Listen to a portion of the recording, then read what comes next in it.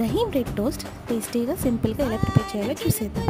5 to 6 spoons చిక్కటి పెరుగు తీసుకున్నాను. చిల్లీ ఫ్లేక్స్, క్యారెట్, కొత్తిమీర, జీలకర్ర, పచ్చిమిర్చి వేసుకొని మంచిగా మిక్స్ చేసేసుకోవాలి. ఇలా మంచిగా మిక్స్ చేసేసుకొని ప్యాన్ పెట్టేసుకొని ఆయిల్ వేసేసుకొని ఆయిల్ హీట్ అయ్యాక పచ్చిమిర్చి, కరివేపాకు, జీలకర్ర, పసుపు వేసేసుకొని తాలింపు వేసుకొని కలిపేసుకోవాలి. ఇప్పుడు మళ్ళీ ప్యాన్ పెట్టేసుకొని బటర్ వేసేసుకోవాలి. ఇప్పుడు బ్రెడ్ తీసేసుకొని దహీ పేస్ట్ మొత్తం అప్లై చేసుకొని ప్యాన్లో వేసేసుకోవాలి. పైనుంచి మళ్ళీ యాడ్ చేసుకోవచ్చు. ఫ్లేమ్లో నిదానంగా 2 వైపులా కాల్చుకోవాలి. టేస్ట్ చాలా బాగుంటుంది.